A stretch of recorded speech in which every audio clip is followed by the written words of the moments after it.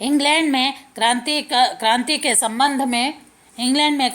संबंध में यह एक महत्वपूर्ण प्रश्न है कि यह क्रांति इंग्लैंड में कब व सर्वप्रथम इंग्लैंड में ही क्यों हुई। कुछ समय पूर्व यह स्वीकार किया जाता था कि औद्योगिक क्रांति जॉर्ज तृतीय के सिंहासनारोपण 1760 ई के साथ साथ हुई, किंतु अब अधिकांश इतिहासकार यह स्वीकार करते हैं कि यह क्रांति दो चरणों में हुई। प्रथम चरण 1740 ई के लगभग प्रारंभ हुआ तथा दूसरा चरण जिसमें इस क्रांति में तीव्रता आई 1770 ई में प्रारंभ हुआ। इंग्लैंड व अन्य यूरोपीय देशों की स्थिति में यद्यपि विशेष अंतर नहीं था, किंतु फिर भी इंग्लैंड में ही यह क्रांति सर्वप्रथम क्यों हुई, यह अत्यंत विवादास्पद विषय है। एक ही इतिहासकार जिसने इंग्लैंड व फ्रांस की स्थिति का तुलनात्मक अध्ययन किया, इस निष्कर्ष पर पहुंचा कि जनसंख्या वृद्धि, ऊर्जा के साधन, पूंजी तथा बाजार में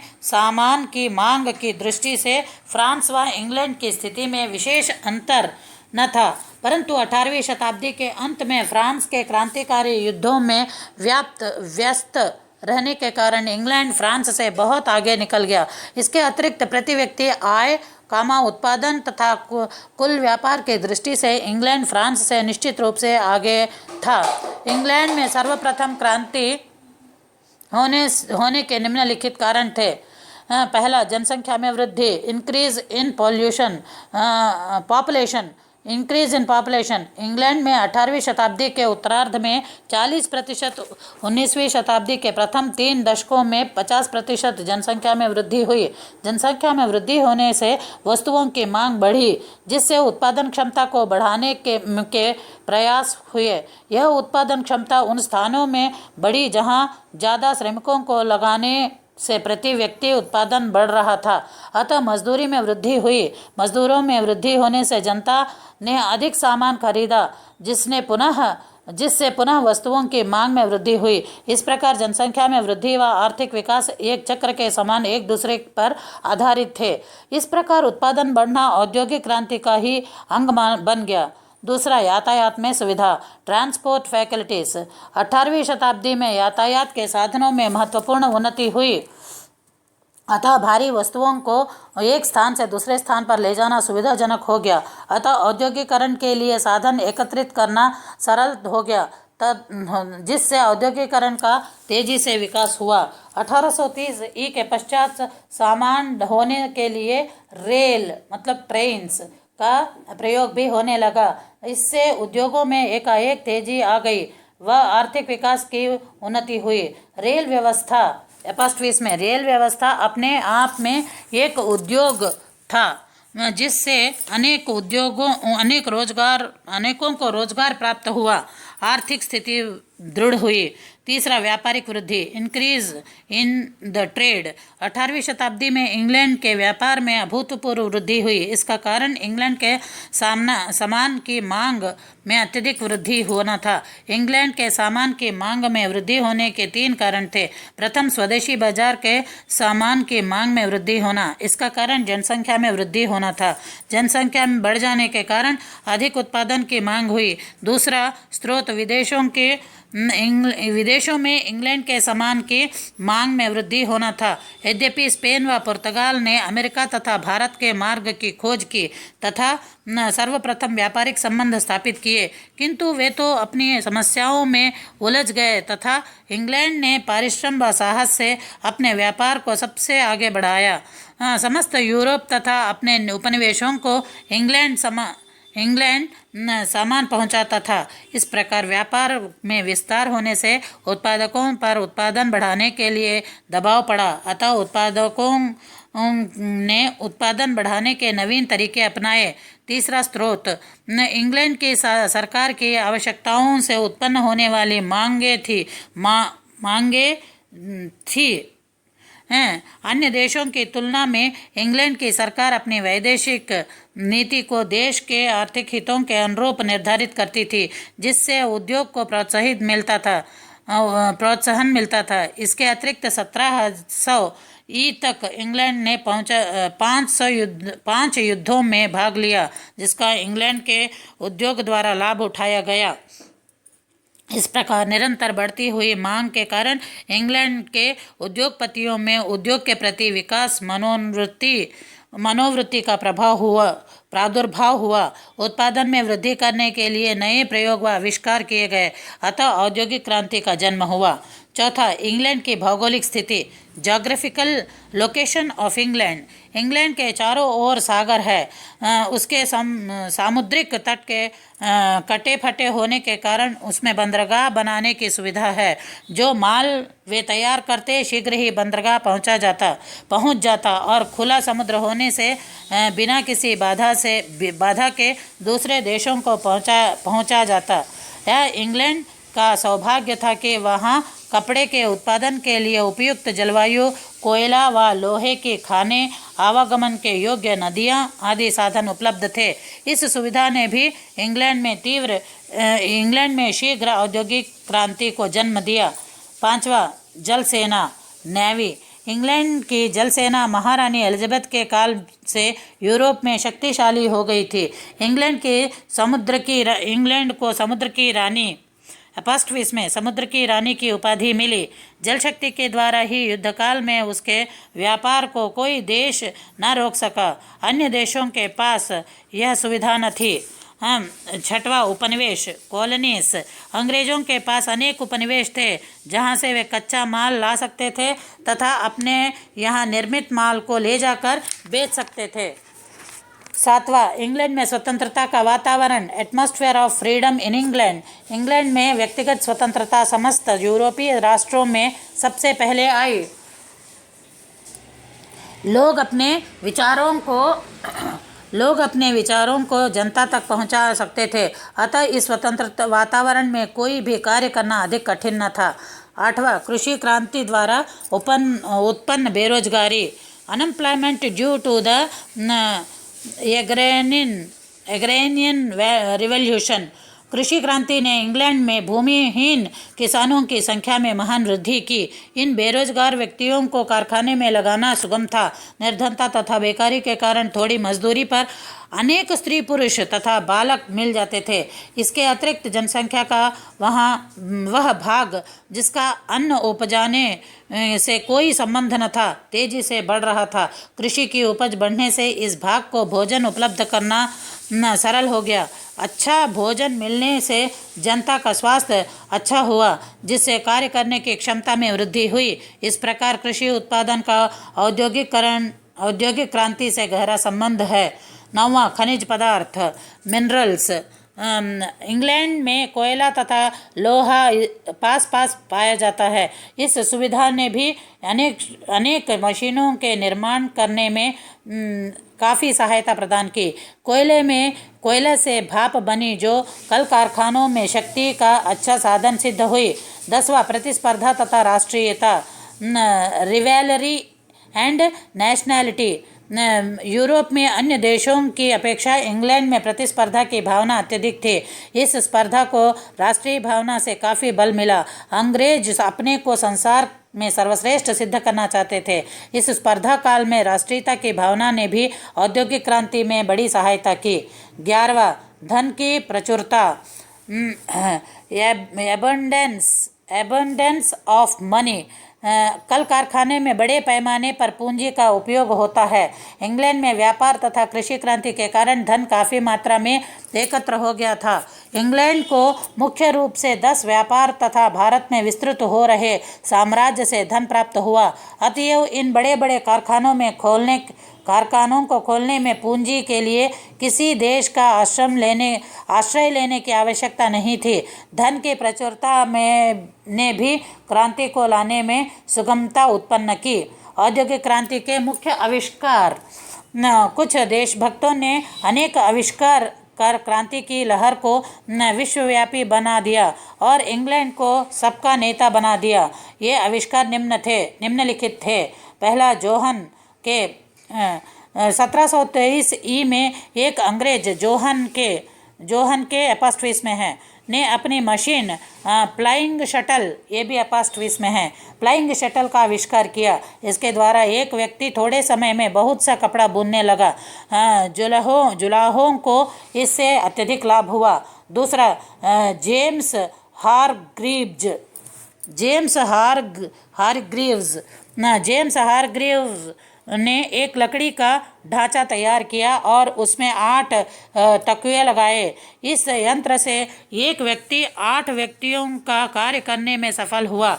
इस यंत्र को स्पिनिंग जेनी का नाम दिया गया। स्पिनिंग जेनी वो एपॉस्ट्रोफी में है, नाम दिया गया। इसका आविष्कार 1765 ई में हुआ। आगे चलकर स्पिनिंग जेनी में और सुधार हुए, उसमें 100 तकिए तक कर दिए गए। तीसरा, Richard arc right. Spinning jenny में एक कमी थी, उसका कता सूत कच्चा होता था और बुनते समय बार बार टूटता था। इस कमी को दूर करने के लिए रिचर्ड आर्क राइट ने 1768 में एक नई मशीन का आविष्कार किया। इसमें बेलन रोलर लगे रहते थे और उससे पक्का सूत काता जाता था। इस मशीन को पानी की शक्ति से चलाया जा सकता था, इसलिए इस यंत्र को वाटर फ्रेम का नाम दिया गया। वाटर फ्रेम एपॉस्ट्रोफी में है। क्रॉम्पटन। चौथा, क्रॉम्पटन ने 1799 ई में स्पिनिंग जेनी तथा वाटर फ्रेम को मिलाकर एक नए यंत्र का आविष्कार किया। इसे म्यूल या मसलिन व्हील कहा गया। यह मशीन बारीक और पक्का धागा काटती थी। अब बढ़िया तथा महीन कपड़ा बनाने में आसानी हो गई। पांचवा, एडमंड कार्टराइट। 1785 ई में कार्टराइट ने पावर लूम का आविष्कार किया, जिससे कपड़ा बड़ी तेजी से बुनने लगा। छठवा, व्रिटने। 1793 ई में एक अमेरिकी ब्रिटेन ने अनाज को भूसे से अलग करने वाली मशीन का आविष्कार किया। सातवां, रसायन उद्योग के आविष्कारक इन्वर्टर्स ऑफ केमिकल इंडस्ट्रीज। सूत को रंगने के लिए कच्चे तथा खट्टे दूध में भिगाकर 8 मास तक सुखाया जाता था। 1785 ई में एक रसायन शास्त्री ने क्लोरीन का प्रयोग रंग उड़ाने के लिए किया। इस प्रकार 8 मास का काम 2 दिनों में होने लगा। 1785 ई में सिलेंडर का भी आविष्कार हुआ, जिससे छपाई में बड़ी आसानी हो गई। 8वां, भाप की शक्ति के आविष्कार इन्वर्टर्स ऑफ स्टीम पावर। न्यूकॉमन ने सर्वप्रथम भाप का आविष्कार किया। जेम्स वाट ने भाप से चलाने वाली मशीन बनाई। जल शक्ति से भाप की शक्ति कम खर्चीली तक उपयोगी थी। 9वां, लौह उद्योग में सहायक helpful in iron industries. Abraham Darby ने लोहे के पिघलने के लिए पत्थर का बूझा कोयला कोक प्रयोग कर आश्चर्यजनक कार्य किया। 1790 ई में खानों को उड़ाने के लिए भाप शक्ति का प्रयोग हुआ। ओपन हार्ट ने लोहा साफ करने की बड़ी सहायता की। अब लोहा बनाने में सुगमता हो गई। 1815 ई में हम्फरी डेवी ने सेफ्टी लैंप बनाकर खान खोदने वालों की जान की रक्षा की। 10वां, सड़कों व रेलों के निर्माणकर्ता constructors of roads and rails. यातायात की सुविधा के लिए जॉन मैकडम ने पत्थर के छोटे टुकड़ों से सड़कें बनाने का काम लिया। पक्की सड़कें बनाने से सामान एक स्थान से दूसरे स्थान पर जाना सुगम हो गया। ब्रिंडले ने जहाजी नहरें बनाकर यातायात में आश्चर्यजनक विकास किया। 1830 ई में जॉर्ज स्टीफेंसन ने रेलगाड़ी बनाकर संसार को आश्चर्य में डाल दिया। अब सामान ढोना बहुत सुगम हो गया। बीट स्टोन ने विद्युत तार इलेक्ट्रिकल टेलीग्राफ आविष्कृत कर शीघ्र संदेश पहुंचाने में सहायता की। औद्योगिक क्रांति का प्रभाव, effects of the industrial revolution. Ramsay more के अनुसार यह क्रांति एक बड़ी भारी परंतु शांतिपूर्वक बिना किसी शोर के हुई क्रांति थी। औद्योगिक क्रांति का प्रभाव इंग्लैंड के आर्थिक, सामाजिक तथा राजनीतिक क्षेत्रों पर विशेष रूप से इस प्रकार पड़ा। का आर्थिक प्रभाव, इकोनॉमिक इफेक्ट्स। इंग्लैंड की औद्योगिक क्रांति ने इंग्लैंड की आर्थिक अवस्था में प्रभावशाली परिवर्तन किए। अब तक इंग्लैंड की एक कृषि प्रधान देश था। इस क्रांति ने उसे औद्योगिक देश बना दिया। नए नए आविष्कारों के कारण कारखानों की संख्या में अत्यधिक वृद्धि हुई। कुटीर उद्योग धंधे समाप्त हो गए तथा और उद्योगों को केवल धनी व्यक्ति ही चलाने में सफल हुए। धनिक अधिक धनी बनते चले गए। अतः पूंजीवाद का जन्म हुआ। पूंजी की मांग बढ़ने लगी, जिससे अनेक बैंकों का जन्म हुआ। 1750 ई में इंग्लैंड में केवल 10 से 12 बैंक थे, किंतु 1793 ई में इनकी संख्या बढ़कर 400 तक पहुंची। व्यापार में बेहद उन्नति हुई। संसार से धनी खींच कर इंग्लैंड आने लगा। इस क्रांति ने अमेरिकी उपनिवेशों के खो जाने की क्षतिपूर्ति कर दी। देश में कल कारखाने ही नहीं बल्कि शहरों में पक्के और सुंदर मकानों का निर्माण हुआ। औद्योगिक क्रांति की महत्वपूर्ण बात यह है कि जिन वर्गों के जीवन में हुई क्रांति का विशेष प्रभाव नहीं पड़ा था, उन्हें ही सर्वाधिक आर्थिक लाभ हुआ। इंग्लैंड में भूमि का मूल्य बढ़ जाने से कुलीन वर्ग को अत्यधिक लाभ हुआ। मध्य वर्ग भी संतुष्ट था, किंतु श्रमिक वर्ग जिसका जीवन इस क्रांति ने बदल दिया था, संतुष्ट न था। सामाजिक प्रभाव, सोशल इफेक्ट्स। औद्योगिक क्रांति ने समाज को मुख्यतः दो भागों में बांट दिया, एक पूंजीवादी और दूसरे मजदूर। दोनों में असमानता चरम सीमा पर पहुंच गई। एक वर्ग के पास ऊंचे ऊंचे शानदार महलें थी जो आनंद तथा विलासिता से भरपूर थे। दूसरी ओर निर्धनता का नंगा नाच हो रहा था। मकानों के नाम से सीलदार गंदी कोठरियाँ उन्हें रहने को मिलती थी। खाने को रूखा सूखा भोजन मिलता था। छोटे छोटे बच्चों को 16-16 घंटे काम करना पड़ता था। कारखानों में सीलन, गंदगी तथा दुर्गंध स्वास्थ्य के लिए अत्यंत हानिकारक थी। उससे अनेक मजदूर रोगग्रस्त हो जाते थे। अनेक मजदूर पहियों की पकड़ में आकर घायल हो जाते थे। ऐसे रोगी या घायल व्यक्तियों को कार्य से मुक्त कर दिया जाता था। उन्हें किसी प्रकार की क्षतिपूर्ति न दी जाती थी। नगरों की संख्या बढ़ रही थी। वहाँ की आबादी भी बढ़ती जाती थी। मकान जल्दी जल्दी बन रहे थे जिसमें स्वास्थ्य का ध्यान न रखा जाता था। नगर गंदगी से परिपूर्ण। नगर में अधिकांश व्यापारी तथा मजदूर रहते थे। व्यापारियों की दशा तो फिर भी ठीक थी, किंतु मजदूरों का जीवन नरकीय था। सिडनी वेब के शब्दों में इन्वर्टेड कॉमर्स में औद्योगिक क्रांति ने मजदूरों को अपने ही देश में एक भूमिहीन परदेशी बना दिया था। Inverted commas closed. राजनीतिक प्रभाव, political effects.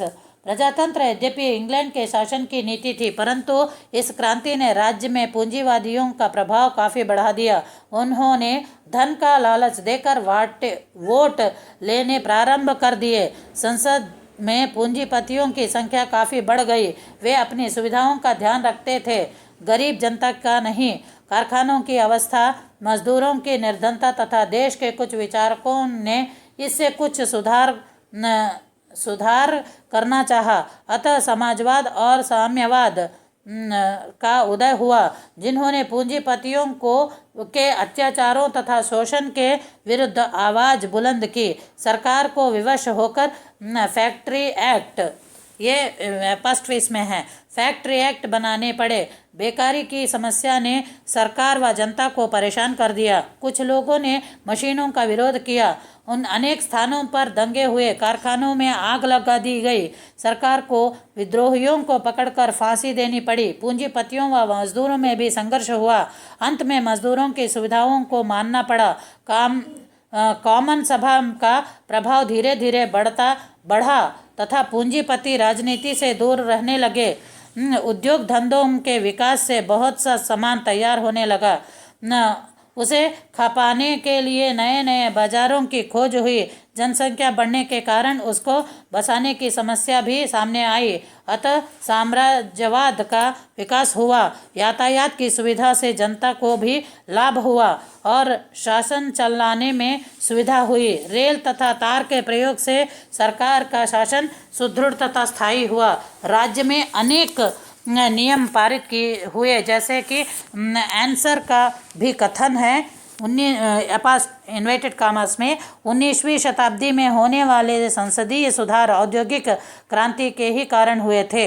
Inverted commas closed. औद्योगिक क्रांति का सार।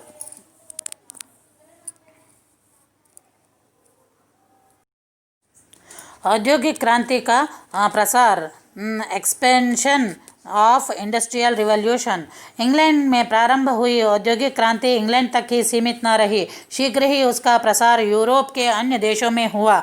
नेपोलियन बोनापार्ट की पराजय के पश्चात यूरोपीय महाद्वीप में इन क्रांति की प्रगति प्रारंभ हो गई। अमेरिका में भी पूंजीपति वर्ग ने बड़े बड़े फर्म तथा कारखाने खोल लिए तथा श्रमिकों का कार्य करने के लिए अफ्रीका से गुलाम लाए गए। इंग्लैंड की तकनीकी सहायता तथा मशीनों की उपलब्धि से 18वीं शताब्दी के उत्तरार्ध में वहाँ औद्योगिकरण बड़े पैमाने पर आरंभ हो गया। स्वतंत्रता के पश्चात अमेरिका में तीव्र औद्योगिक उन्नति हुई। नवीन आविष्कारों वैज्ञानिक व तकनीकी उन्नति के कारण अमेरिका उन्नति के चरम सीमा पर पहुंच गया। कृषि के उपकरणों को लेकर उद्योगों के लिए इस्पात, बिजली के उपकरण तथा भारी मशीनों का निर्यात होने लगा। फ्रांस में औद्योगिक उन्नति मुख्यतः 1830 ई से 1848 ई के मध्य हुई। नेपोलियन के पश्चात फ्रांस में पुनः राजतंत्रात्मक शासन की स्थापना हुई। फ्रांस के राजा लुई फिलिप ने उद्योगपतियों व उद्योगों के प्रोत्साहित किया तथा मजदूरों के आंदोलनों को दबाया। परिणाम स्वरूप देश में उद्योग बढ़ा, रेलों का विस्तार हुआ तथा विदेशों में मशीनों का आयात किया गया। उद्योग को बढ़ाने के लिए सड़कों एवं अन्य यातायात के साधनों का विकास किया गया। जर्मनी में औद्योगिक विकास कुछ देर से हुआ। राजनीतिक एकीकरण यूनिफिकेशन के अभाव में औद्योगिक उन्नति होना संभव न था। बिस्मार्क द्वारा 1870 ई में जर्मनी का एकीकरण करने के पश्चात वहाँ भी औद्योगिक उन्नति तीव्र गति से हुई। जर्मनी के समान रूस में भी औद्योगिक उन्नति देर से हुई। यद्यपि रूस के जार अलेक्जेंडर द्वितीय ने कृषक दासता मुक्ति नियम पारित कर कृषकों की दशा सुधारने का प्रयास किया तथा अलेक्जेंडर तृतीय ने देश में उद्योगों को प्रोत्साहन दिया। विदेशों में लोगों को ट्रेनिंग दिलवाई तथा बाहर में मशीनें मंगवाई, किंतु इन सब प्रयत्नों के पश्चात भी रूस में विशेष औद्योगिक उन्नति न हो सके। रूस में औद्योगिक उन्नति 1917 ई की क्रांति के पश्चात ही हो सकी।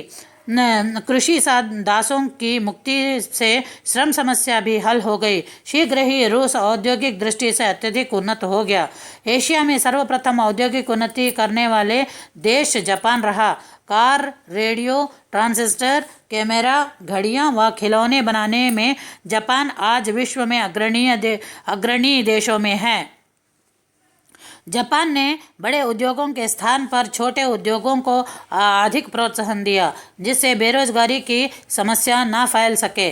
पूंजीवाद का जन्म। हेडिंग है पूंजीवाद का जन्म। Rise of capitalism. औद्योगिक क्रांति के परिणाम स्वरूप पूंजीवाद का जन्म हुआ।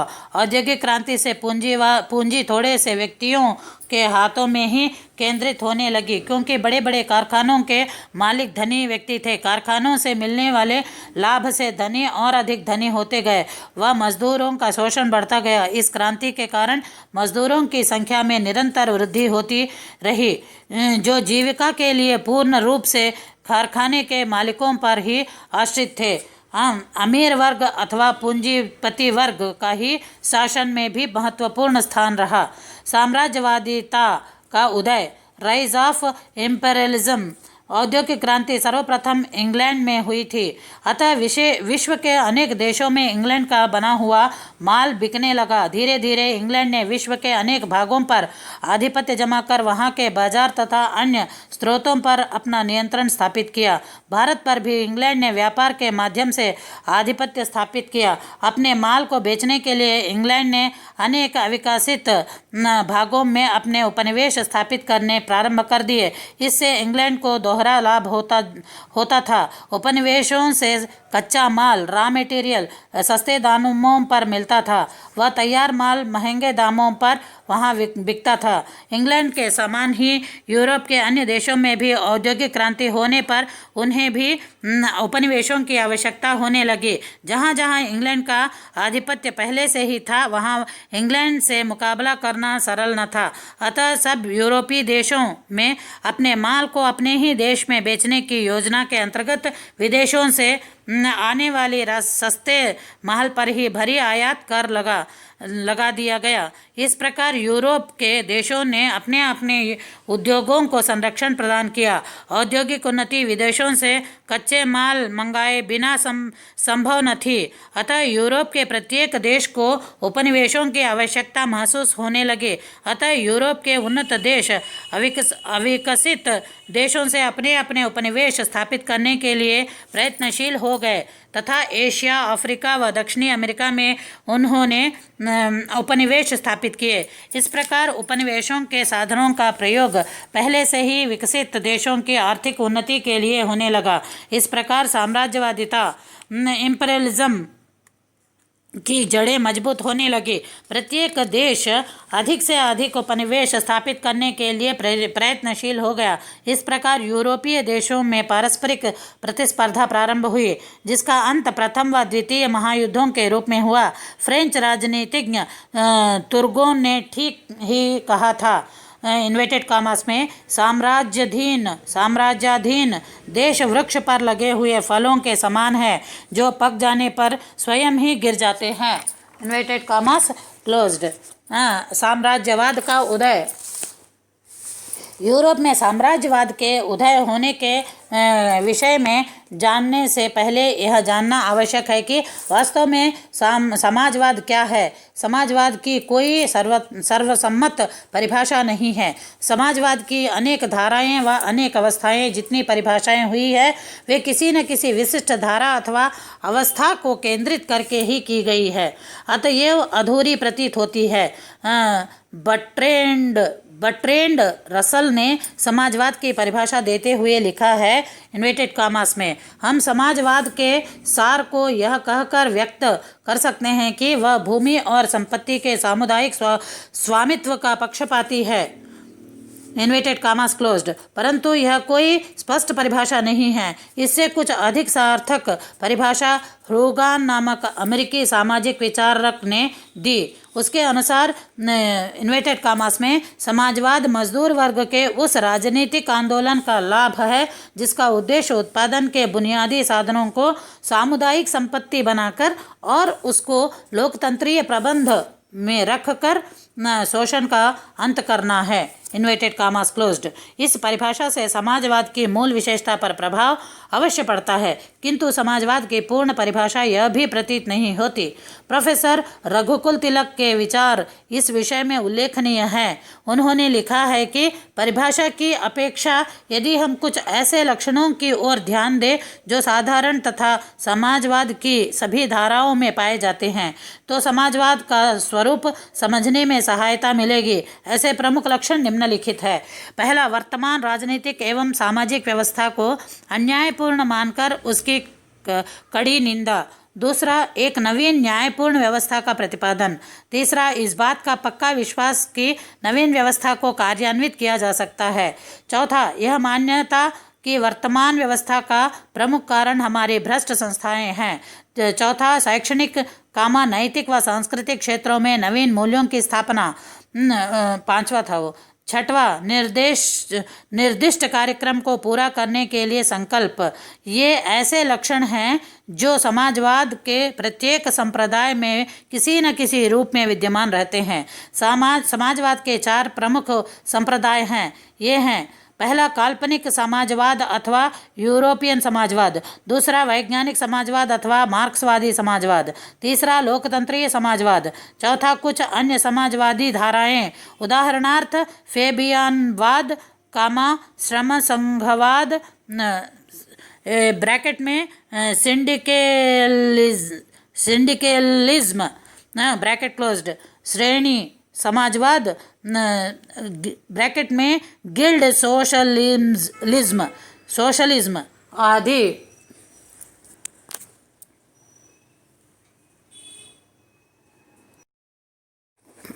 औद्योगिक क्रांति के परिणाम स्वरूप पूंजीवादी समाज कैपिटलिस्टिक सोसाइटी का जन्म हुआ, जिससे अमीर व गरीब होते चले गए। मजदूर वर्ग का वास्तविक शोषण होता रहा। राष्ट्र की संपत्ति का तेजी से विकास हो रहा था, किंतु उसका मूल्य मजदूरों के स्वास्थ्य से चुकाया जा रहा था। मजदूरों को उस पूंजी का बहुत कम भाग मिलता था जिसका वे उत्पादन करते थे। अधिकांश मुनाफा कारखाने के मालिकों की जेब में जाता था। इस प्रकार मध्यकालीन सामंतों और जमींदारों के अतिरिक्त एक नए पूंजीपति वर्ग की स्थापना हुई। मजदूर पूर्णतया पूंजीपति वर्ग का दया पर ही निर्भर थे। स्वतंत्र होते हुए भी वे गुलाम थे। धीरे धीरे एक नवीन वर्ग का भी उदय होने लगा, जिसे बुद्धिजीवी वर्ग कहा जाने लगा। कारखानों व मशीनों को ठीक प्रकार से चलाने के लिए तकनीकी योग्यता वालों की आवश्यकता होने लगी। कारखानों में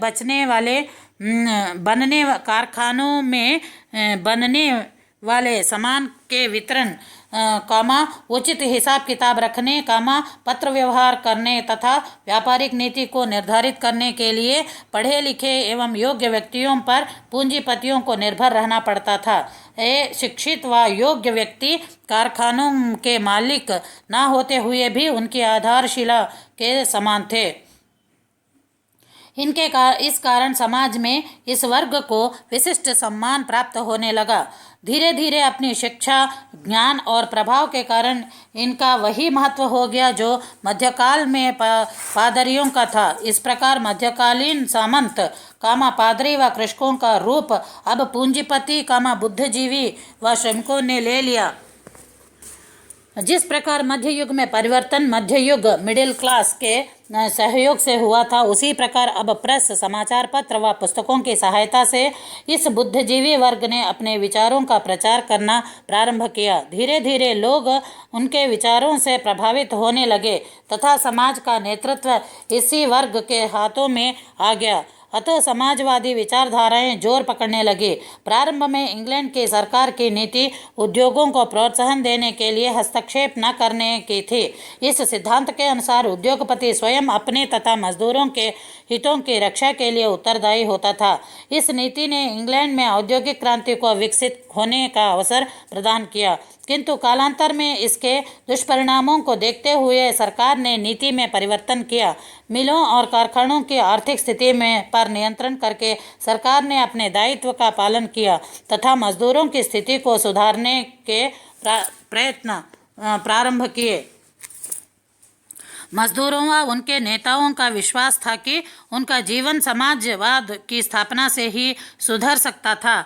बुद्धिजीवी वर्ग के प्रभाव से समाजवाद की भावना दिन प्रतिदिन तीव्र होती जा रही थी। यूरोप के कुछ प्रमुख बुद्धिजीवी व नेताओं ब्रैकेट में जो समाजवाद के समर्थक थे ब्रैकेट क्लोज्ड ने मजदूरों में समाजवादी भावनाओं को सशक्त बनाया। मजदूरों का विचार था कि समस्त मिलों, कारखानों व भूमि पर राज्य अथवा देश की जनता का आधिपत्य होना चाहिए, न कि कुछ व्यक्तियों का। समस्त साधनों का उपभोग जनता द्वारा किया जाना चाहिए, क्योंकि उत्पादन जनता के द्वारा ही किया जाता है। अतः मजदूरों का विचार था कि लाभ भी सबको समान ही होना चाहिए। निजी संपत्ति रखना श्रमिक सामाजिक अपराध समझते थे।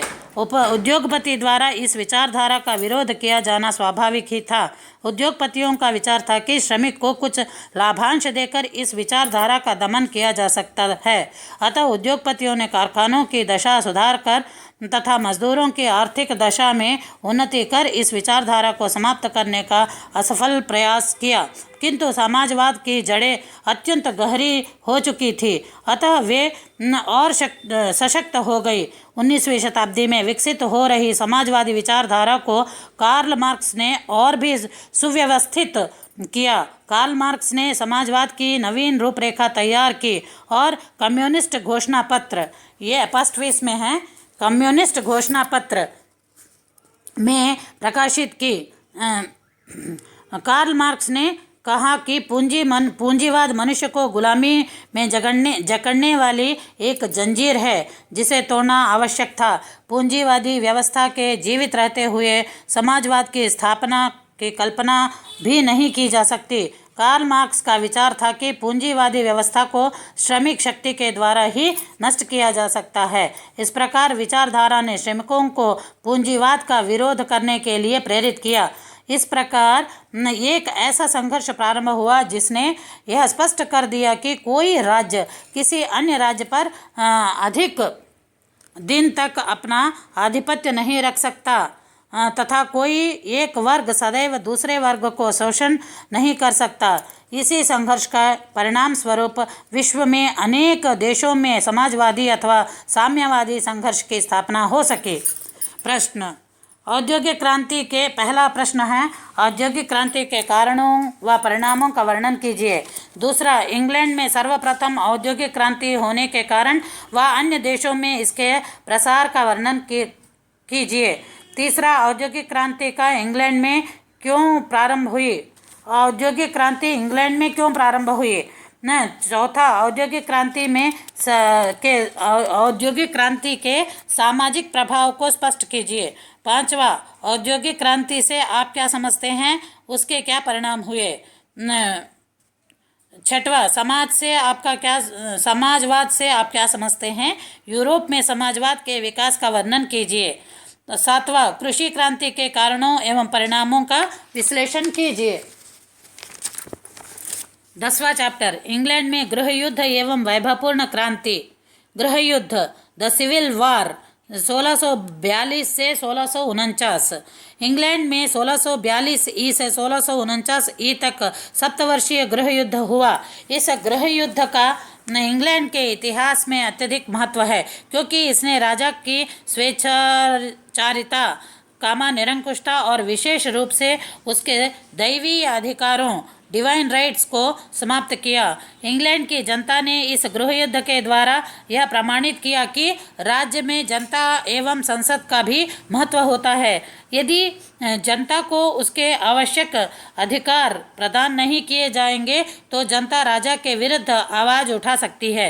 वर्तमान समय में यह बात कोई असाधारण नहीं लगती, किंतु 17वीं शताब्दी में निश्चित रूप से इसका महत्व था। इस विद्रोह का बीजारोपण जेम्स प्रथम के समय 1603 से 1625 ई में हो गया था तथा चार्ल्स प्रथम ने अपनी गलतियों से इस पौधे को सींचा। परिणाम स्वरूप शीघ्र ही उसे इसका फल भी भुगतना पड़ा। गृह युद्ध के कारण, causes of the civil war. इस गृह युद्ध के शुरू होने के कारण निम्नलिखित थे। जेम्स प्रथम की नीति, पॉलिसी ऑफ जेम्स। जेम्स प्रथम एक निरंकुश एवं राजा के दैवीय अधिकारों में विश्वास करने वाला व्यक्ति था। उसने अपनी नीति से राजा और संसद के मध्य संघर्ष को जन्म दिया। संसद में अपने अधिकारों के प्रति जागरूक हो चुकी थी, अतः संघर्ष निरंतर बढ़ता गया। जेम्स प्रथम के शासनकाल में प्रारंभ हुए इस संघर्ष ने गृह युद्ध की आधारशिला रख दी थी। चार्ल्स के समय में संसद की यह भावना और भी प्रबल हो गई। चार्ल्स प्रथम की निरंकुशता, डिस्पोजम ऑफ चार्ल्स वन। चार्ल्स प्रथम को राजा और संसद के मध्य अधिकारों के लिए संघर्ष अपने पिता से आनुवंशिक रूप से मिला था। चार्ल्स प्रथम ने कुशलतापूर्वक इस स्थिति को सुलझाने के स्थान पर निरंकुशता का सहारा लिया। चार्ल्स स्वेच्छाचारी, अपव्ययी एवं लोभी था तथा था। धन प्राप्त करने के लिए वह कुछ भी करने को तैयार था। इसके अतिरिक्त अपने पिता के समान दैवी अधिकारों का अनुयायी होने के कारण उसे जनता तथा संसद द्वारा हस्तक्षेप पसंद न था। उसने अपने 11 वर्षीय व्यक्तिगत शासन में अत्यधिक निरंकुशता पूर्वक शासन किया, अतः जनता उसकी विरोध हो गई। चार्ल्स द्वारा धन प्राप्ति के असंवैधानिक तरीके अपनाना। Illegal methods of collection money adopted by Charles.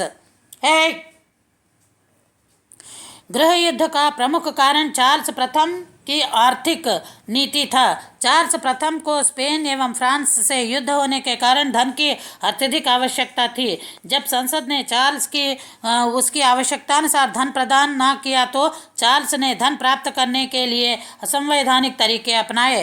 राजा ने अनेक कर लगाए, धन लेकर ठेके दिए तथा आर्थिक दंड दिए। संसद ने चार्ल्स के इन कार्यों का विरोध किया क्योंकि कर लगाने का अधिकार संसद को प्राप्त था।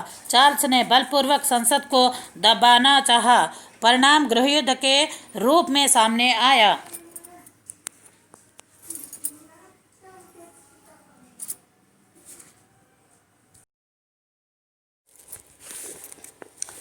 राजा के सलाहकार, एडवाइजर्स ऑफ चार्ल्स वन। संसद एवं जनता राजा के कुछ परामर्शदाताओं से अत्यधिक घृणा करती थी। संसद किसी प्रकार से बकिंघम से तो मुक्त हो गई, किंतु तत्पश्चात राजा के 2 सलाहकार वेंटवर्थ तथा लाउड के कारण जनता को अत्यधिक कष्ट सहने पड़े। चार्ल्स ने अपना 11 वर्षीय शासन इन दोनों परामर्शदाताओं की सहायता से किया था, जिसमें जनता विभिन्न प्रकार से प्रताड़ित हुई थी। अतः जनता एवं संसद इन परामर्शदाताओं से मुक्ति पाना चाहती थी तथा अपने उद्देश्य में सफल भी हुई। वेंटवर्थ को मृत्युदंड तथा लाउड को बंदी गृह में डाल दिया गया। राजा ने यद्यपि विवश होकर अपने सलाहकारों को दंडित किया, किंतु वह इसका प्रतिशोध संसद से लेना चाहता था। चार्ल्स प्रथम की धार्मिक नीति, religious policy of Charles one. Charles प्रथम की धार्मिक नीति भी असफल रही।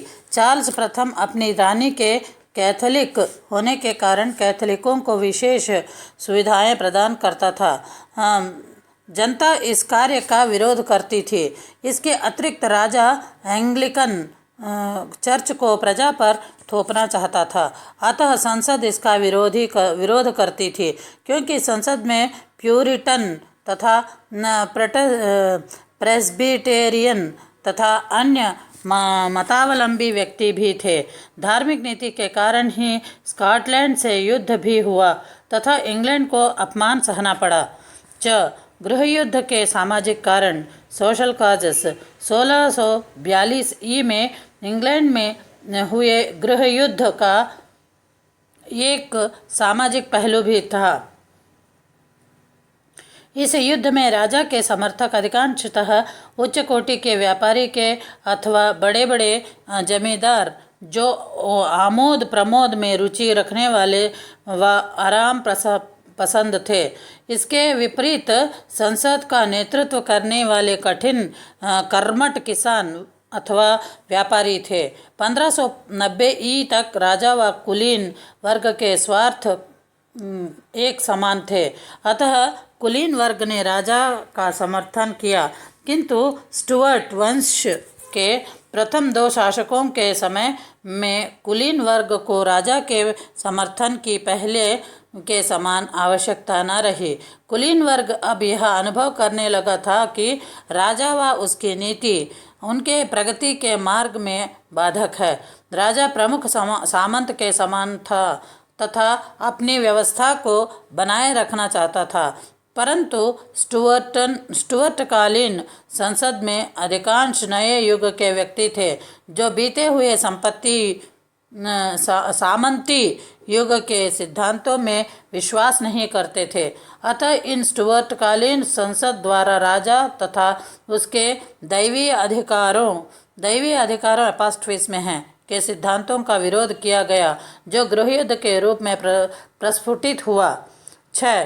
दीर्घ संसद एवं चार्ल्स के मध्य संघर्ष, struggle between Charles one and long parliament. धन की आवश्यकता से विवश होकर चार्ल्स ने 1640 ई में दीर्घ संसद को आमंत्रित किया था। इस संसद ने कार्यभार ग्रहण करते ही राजा की शक्ति पर रोक लगाने के लिए उनके नियम पारित किए तथा चार्ल्स प्रथम को विवश होकर इन पर हस्ताक्षर करने पड़े। यद्यपि राजा ने इन पर हस्ताक्षर करने में अपमान अनुभव किया था, किंतु संसद को प्रसन्न करने के उद्देश्य से उसने हस्ताक्षर किए तथा अपने अनेक शुभ चिंतकों एवं परामर्शदाताओं को भी इसी कारण बल चढ़ा दिया, किंतु वह तब भी संसद को प्रसन्न करने में असफल रहा। संसद राजा की शक्ति को पूर्णतः समाप्त करने तथा उसको अपमानित करना चाहती थी। इसका प्रत्यक्ष प्रमाण महान विरोध पत्र एपास्ट्रीज में है। महान विरोध पत्र जिसको लेकर संसद में भी 2 दल बनाए गए, किंतु राजा के विरोधी दल ने 11 वोटों के बहुमत से उसे पारित किया तथा उसकी प्रतिलिपियां जनता में वितरित कर उसको अपमानित किया। चार्ल्स ने अनुभव किया कि संसद के विरोध की कोई सीमा न थी, अतः उसने संसद के 5 प्रमुख नेताओं को बंदी बनाने का प्रयत्न किया ताकि उन पर देशद्रोह का अभियोग लगाकर मुकदमा चला सके, किंतु 5 सदस्य भाग निकलने में सफल हो गए। इससे चार्ल्स की अत्यधिक बदनामी हुई तथा संसद सदस्यों का यह भय व्याप्त हो गया कि उन्हें किसी भी समय बंदी बनाया जा सकता है, अतः वे राजा से युद्ध करने के लिए तत्पर हो गए। संसद सदस्यों ने अनुभव किया कि सेना का राजा के अधीन रहना उसके लिए संकट उत्पन्न कर सकता है, अतः उन्होंने एक सैन्य नियम मिलिटिया बिल पारित किया, जिसके द्वारा सेना संसद के अधीन हो जाती। चार्ल्स प्रथम ने इस पर हस्ताक्षर करने से इनकार कर दिया तथा इस समय मतभेद इतना गंभीर हो गया कि राजा लंदन को छोड़कर नॉटिंघम चला गया। संसद ने पुनः शांतिपूर्वक राजा को अपने अधीन करने का प्रयत्न किया तथा 19 प्रस्तावों को पारित करके राजा को भेजा तथा उससे अनुरोध किया कि वह इनके अनुसार वैधानिक शासन करे, परंतु राजा ने इसको अस्वीकृत कर दिया। परिणाम स्वरूप दोनों पक्षों की ओर से युद्ध की तैयारियां प्रारंभ हो गई। गृहयुद्ध की घटनाएं, events of the civil war. गृहयुद्ध की घटनाओं को 2 भागों में विभाजित किया जा सकता है। प्रथम गृहयुद्ध, द्वितीय गृहयुद्ध। प्रथम गृहयुद्ध, द फर्स्ट सिविल वॉर, यह 1642 ई से 1646 ई तक चला, जिसमें प्रारंभ में जो राजा की विजय हुई तथा बाद में चार्ल्स की पराजय हुई। राजा चार्ल्स प्रथम का उद्देश्य शीघ्रातिशीघ्र लंदन पर अधिकार करके युद्ध को समाप्त करना था, किंतु संसद की सेना का सेनापति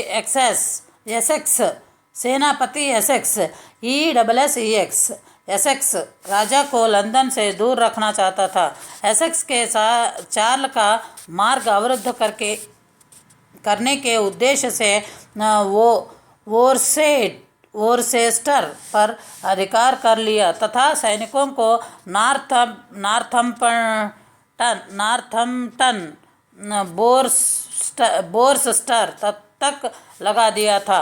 चार्ल्स ने अपने सेना के साथ लंदन की ओर प्रस्थान किया तथा एसेक्स की सेनाओं को भेदता हुआ वेनवरी के समीप एजहिल पर अधिकार कर लिया।